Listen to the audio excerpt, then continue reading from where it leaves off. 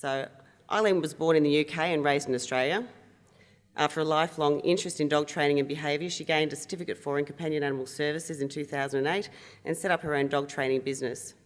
Eileen moved to Darwin in 2011, worked full-time for AMRRIC until 2014, and now consults on a part-time basis. Please make Eileen welcome.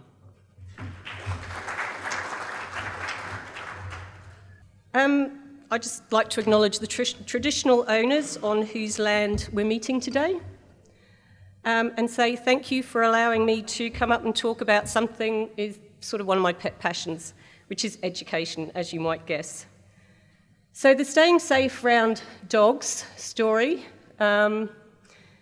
it germinated when I started working for AMRRIC and going out into the communities, and I realised that there was a big divide between the people that lived in the communities and the people that came into work, who were often from down south, and that's not a bad thing. They came with the best of intentions, but there was a big divide. They didn't look on the dogs that they saw in the communities like they would look on their dogs at home. They treated them like a different species. And some people actually even thought they might be in the food chain. You know, that's how anxious they were about the free-roaming dogs.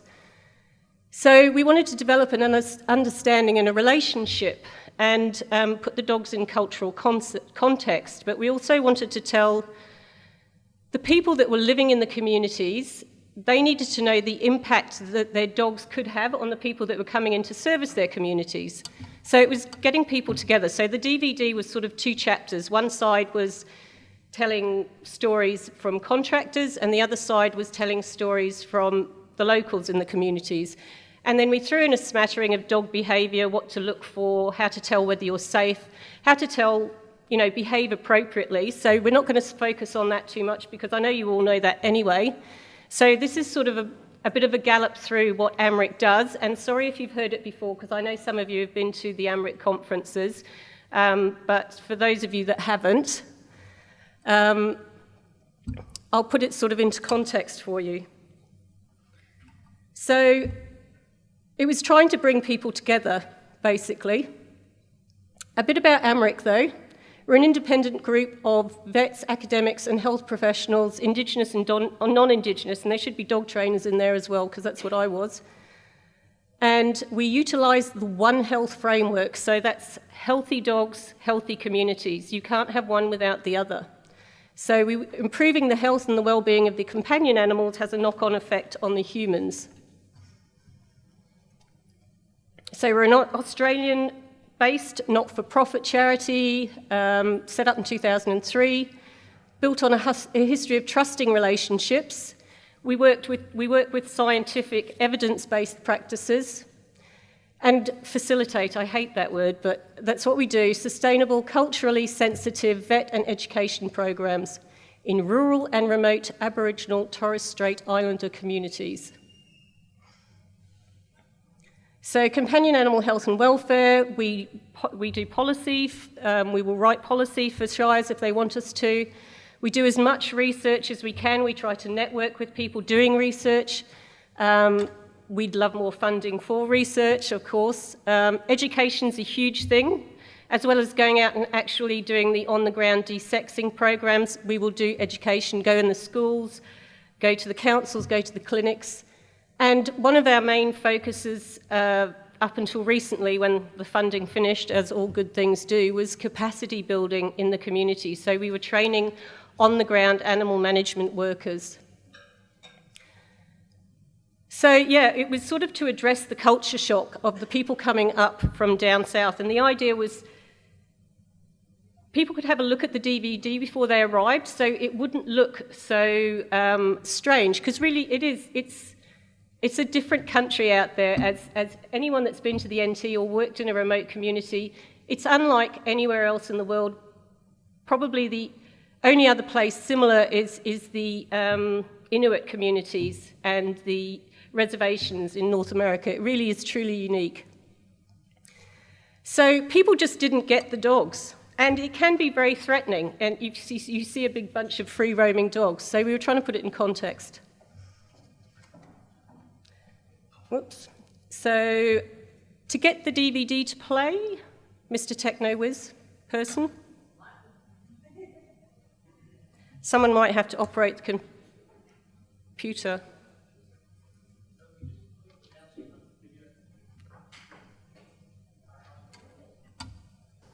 Right.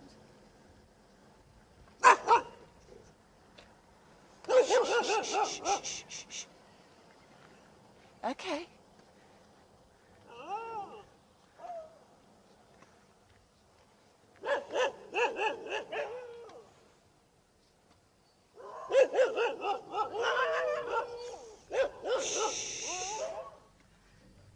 That's not a dead dog on the ground, it's a sandbag.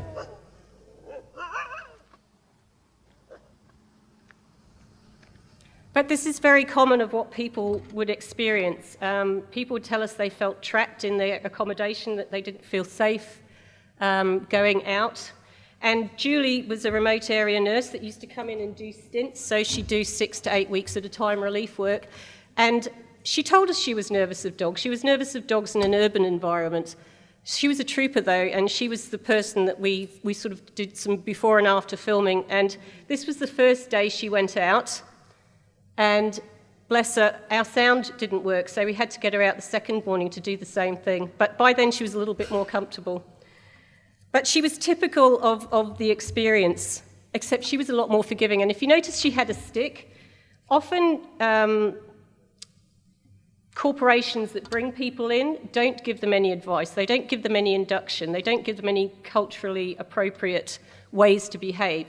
And some of the advice that people are usually given are carry a stick and throw rocks. And it's not a good look. If you're working and visiting if someone threw rocks at my dog, I'd be really annoyed as well. And that's sort of the extent of the advice that they would get. And I was doing this talk, not this whole talk, but the talk about how to behave around dogs in a clinic in Mutijulu, which is the nearest community to Uluru. And there was about 5 doctors and nurses and various other staff there, and one of the doctors got his laptop out halfway through the talk, and I thought, okay, well, I'm boring him, but moving swiftly on. And he opened it up and he got some photos out, and he showed me a picture of one of his colleagues who'd been told to carry a stick and had lost 2 fingers. So that was his life as a surgeon over. So he'd used his stick, pointed at the dog, and the dog had bitten 2 of his fingers off. So really bad advice. So it was sort of to address that sort of thing. So what are the issues associated with unmanaged dogs? We try and put it in context. Overpopulation is a huge one. Obviously, if you have lots of male and female dogs running around undesexed, you're going to get this. Well, you're not usually going to get that many puppies. She did really well.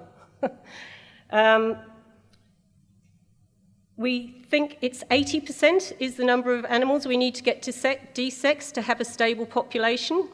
And of course, once a year visits is not going to do that. You need to visit at least twice a year because people are always swapping dogs, moving between communities, bringing in undesexed animals.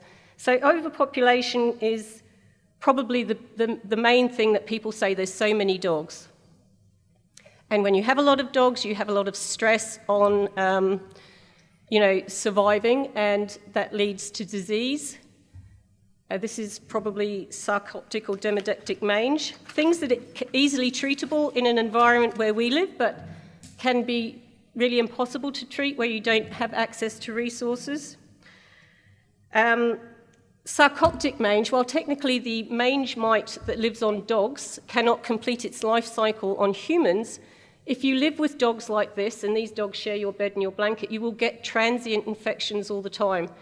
And although fleas and mange might not sound serious, recurrent infections in a compromised immune system can lead to rheumatic heart disease and kidney failure. And this is what we see in Indigenous communities. So, anything that breaks the barrier of your skin is can potentially, deadly disease. Injuries, you will see a lot of injuries in remote communities. And the capacity building was, training up animal management workers to be able to deal with not veterinary things, but small things, not letting things get to this stage. This dog was lucky in that there was a vet health visit at the time, and as we all know, lots of dogs survive very well with 3 legs, and this one's still doing well. You know, animals inevitably get injured. Our own animals get injured, even with the best will in the world. And it leads to suffering, though, if you don't have access to vets. And nuisance. You know, you might think because it's a community and it's sort of a fairly stable unit, the dogs will all get on, but that's not necessarily so. People living at one end of town walking to the shops might have to run the gauntlet of all the other town dogs, and you get these big fights, especially in breeding season. It's agitating for everybody, not just the dogs, you know, and it leads to disharmony in the community. Waste management is a huge issue in communities. It's very difficult to manage well. You know, even if you have clips to keep the bins upright, the dogs will learn how to open them, the birds will learn how to open them. If you don't clip up your bin, you'll see this. The dogs, you know, they're hungry. Even well-fed dogs will do this. This is good fun. There's good stuff in the bins. And it will be spread around the communities, and then you get all the feces and all the associated health issues with that. And of course, then there is just the threat of free-roaming dogs. So, oops.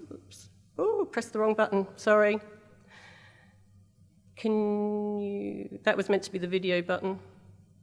Quick recap of the story so far. Dogs, lots of dogs, overpopulation, disease, injury, nuisance, litter, threat. That's a video. Oh, no sound.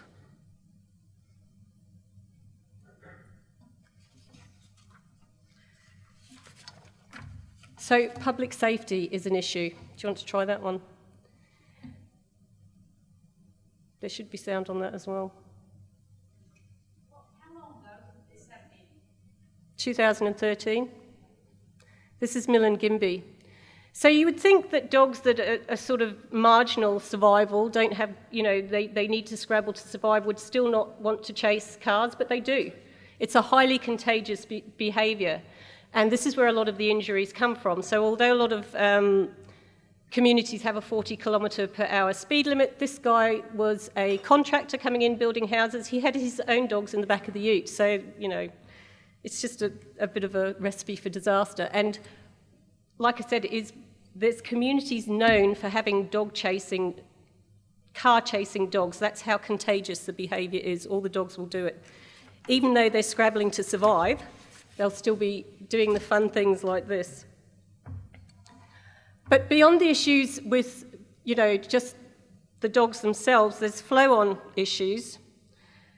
Community members will often tell you that they feel sad for the dogs or shamed. It's an expression of their disempowerment when it comes to companion animal management. They're shamed by the uncontrolled dogs, and this leads to lowered community self-respect. Unmanaged dogs cause significant stress for community members. You know, people love their dogs like we do. They grieve over sick dogs, and you can imagine, you know, when you don't have access to the vet, it sort of compounds it. And it's a shame job, as they say. So we're going to have just a quick run through the broader issues because they're huge, and you know, half an hour it's a massive problem. Poverty, and this is not just confined to Indigenous communities. You'll see this where you work. All these things compound the problems. It's just more overt in Indigenous communities. And traditionally, the ways that we managed unwanted dogs was to go in and shoot them. And this was up until 2007, 2008.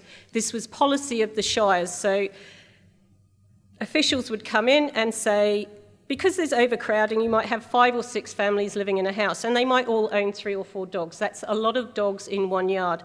So the council would come in and say, you can keep your favourite 2. And most shires do have a 2-dog policy. Does Palmerston have that? Yeah. Yes. So if you can't read and write and don't speak English as your first language, you know, you're not going to get a licence very easily.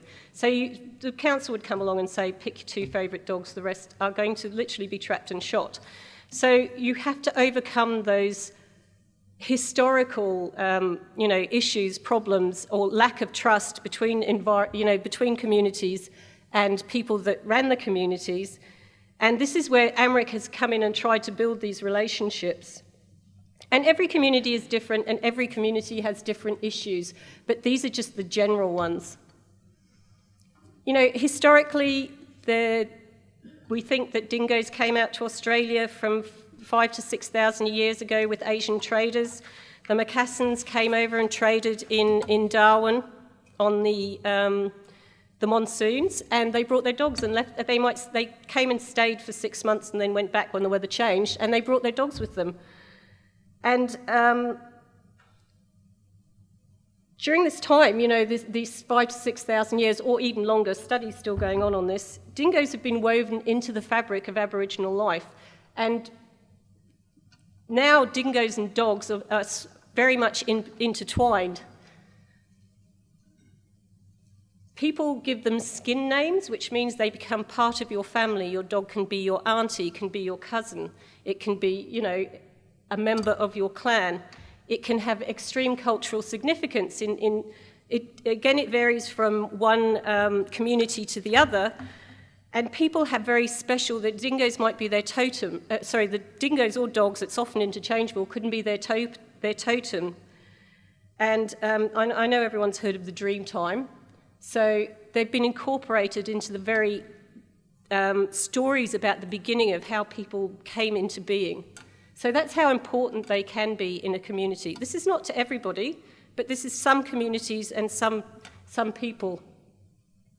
So, you know, we used to hear this regularly, and I'm sure you hear it as well. Why do they, meaning people that aren't doing the right thing by their dogs as we perceive it to be, why do they own dogs? If they can't afford dogs, why do they own dogs? Well, why do we own dogs? Why do you own dogs? Hands up, why do you have a dog? Companionship, protection, you know, we like them to bark. We bred them to bark. And guess what? Indigenous people in remote communities own them for all the same reasons. And they often own multiples, like we do. I'm a 3-dog owner. Can you play the video? They love their dogs. They love their dogs, these old people. And they don't have 1 or 2. They have about 5 or even maybe about 10. They love them. This lady delivered Meals on Wheels to the camps out in Tea Tree. So those older men that you were seeing in the picture live out in the open. And they have their dogs for warmth. So, you know, they 4 and 5 dog nights. Round Alice Springs, it gets below zero during the winter. And she tells her story, and she'd been attacked by dogs delivering food parcels. But she tells a very, very interesting story, because she worked out completely on her own, you don't need to be a dog trainer or have a degree, that if she went in with the bags of food round her legs rather than up here, the dogs would just follow the bags of food, and she became a positive thing coming in, not a scary stranger. But she has been bitten, so she tells her story as well. We have them for protection. They often have spiritual significance. People still believe they need protection spiritually, and often a dog barking at night or not barking at night will have spiritual significance. So yeah, they spiritual and physical protection. And to be honest, you know, we found that the dogs reacted a lot more to people that came in drunk. So they were protection from drunks coming into the camp as well. And this lady tells her story on the DVD. She lives in mental block. That's the one brain cell that's been killed by cortisol and the stress. But it's a big dog dreaming place, and she tells her story. And hunting aids. You know, people will, like us, deliberately breed lines of dogs that are good goanna dogs, good kangaroo dogs, and of course, warms, 4 dog nights. So the issues with dogs, why do they happen? Well, we talked about overpopulation. You know, people have dogs for the same reasons we do, but they don't have access to the same resources that we do. You know, most remote communities, they'd be very lucky to receive 2 to 3 vet visits in a 12-month period. And some of our core work is in this area, facilitating veterinary health visits. But given the distance involved and the weather conditions, you know, and the lack of funding, there's always competition for the funding. A lot of the smaller, more scattered communities don't get any visits. So, but now, over the last, you know, sort of 6 to 7 years, larger communities have regular vet programs with the same vets going back. That's important. It's building a relationship. So and a lot of vets give up their time voluntarily to come and work with AMRRIC and vet nurses. But again, you know, for some of the smaller communities and outstations, visits are very rare. And, you know, some of the issues with dogs lie with lack of education in the communities. People treat their dogs like dingoes, and they're not dingoes. Dingoes breed once a year, and it's only the alpha male and female. Domestic dogs breed all year round, and the females all tend to come into heat at once, and so that leads to a massive population explosion. A lot of people still expect, so even when domestic dogs started replacing dingoes in the last 50 to 100 years, people still lived a nomadic lifestyle and their dogs had access to hunting. Now that they've been moved into communities, the dogs don't have access to hunt the wildlife, but there's still an expectation that the dogs will look after themselves and partially provide their own food, and it just doesn't happen. You'd be amazed at the variety of dogs in communities, from ones this size, which is not a good look when you have lots of them free-ranging, to chihuahuas, you know, and clearly chihuahuas are not going to make they're not going to be able to feed themselves unless it's on geckos and things like that. So people don't see any problem with going to town for a month and leaving the dogs to fend for themselves on the outstations. And again, this is an education thing. You know, the dingoes are independent, and the dogs really, they're reliant on people for a lot of their health and welfare, and for company. You know, they're much more social animals, and you wouldn't think that, again, you'd see separation anxiety in communities like this. You see all the problems that you see in urban areas. You see little dogs whose owners are going to the shops, and the little dog's so terrified of letting the owner out of its sight, it is going to run the gauntlet of the whole of the community just so it can go with its owner to the shop. So yeah, as we said, they're dogs and not dingoes. And one of the other things is, again, you know, the weather. This was a drive back from, again, the name escapes me, out west. And it was not a fun drive back, I can tell you.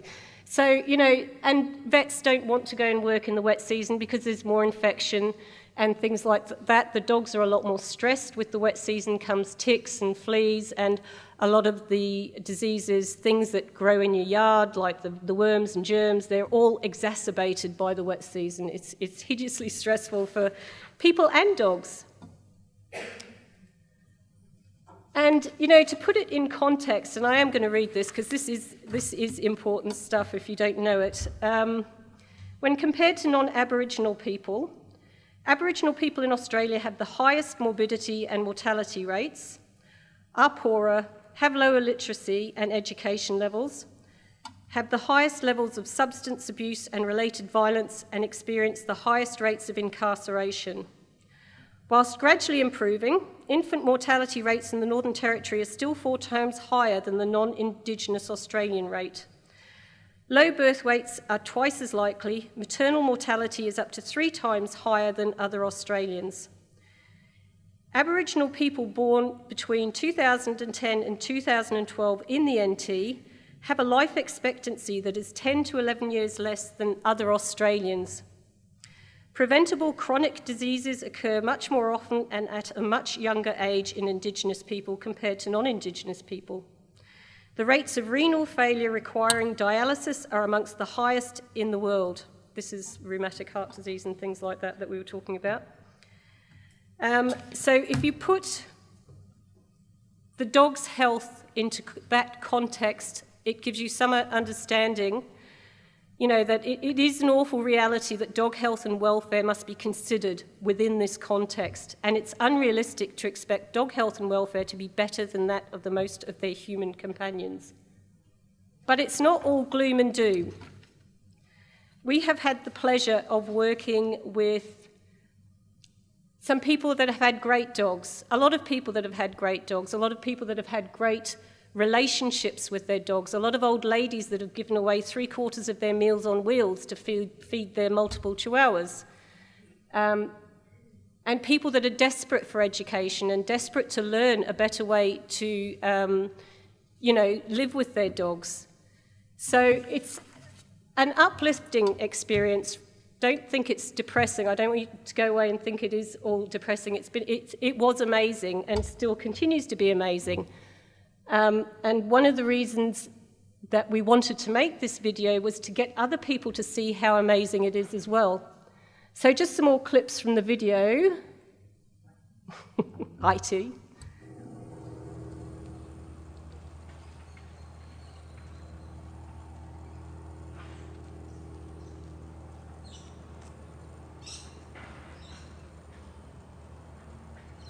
Like I say, in the community you get some dogs really frightened. Some dogs you get them not really vicious, which they can be. So it's the way you're gonna cooperate with dogs. Have to understand dogs so they can understand you. Dogs are an important part of life in remote communities. They provide friendship, company, and protection for their owners. While some dogs are fenced in, most community dogs are free to roam. Unrestrained dogs can be a cause for concern. One dog came running out barking, and then another dog, 2 other dogs joined, and they bared their teeth. Like, as I said, it was quite scary. Didn't expect to get bitten, but I did. The next minute the dogs come running. I must have, disturbed them or something. I must have been a threat to them. One of the things that we often hear from people that work in and visit remote communities is that they feel threatened by the community dogs. In fact, some people go as far to say that they feel imprisoned in their own homes because of the free-roaming dogs. Although community dogs are very visible, the complexities of dog behaviour often go undiscussed and misunderstood. Dogs affect people's lives and work for better and for worse. This presentation will provide a range of perspectives from people who live and work in the communities. It will also demonstrate ways to reduce the risks of dog bites and threatening dog behaviour to help everyone live safely in remote communities. So the video, and there's some copies out there if you think it will be useful to your organisation. We've got a limited number to give away, and I realise I've skipped through the people that I should acknowledge, which was the NT government, who we put a tender in for a grant. We got a $50,000 animal welfare grant, which produced this DVD. David Darcy, does anybody know him? An Australian mongrel. He's produced some books of photos, A Girl's Best Friend. He was our cameraman. It was a learning curve for us all. He'd only ever taken still photos before. So he did it's beautifully shot. I can say that because I had nothing to do with it. It's sort of in 2 chapters, and a lot of the information is repeated between both chapters, but one is aimed more at the workers that go in, the other is aimed more at the Indigenous community. So there is another clip, but I'm going to skip through that to the last clip because that's just on pointing out dog body language, raised tail, wagging tail doesn't mean it's friendly, hackles, all that sort of thing that you know, so we'll skip through that. And if you go on to the last clip, ooh, that's it.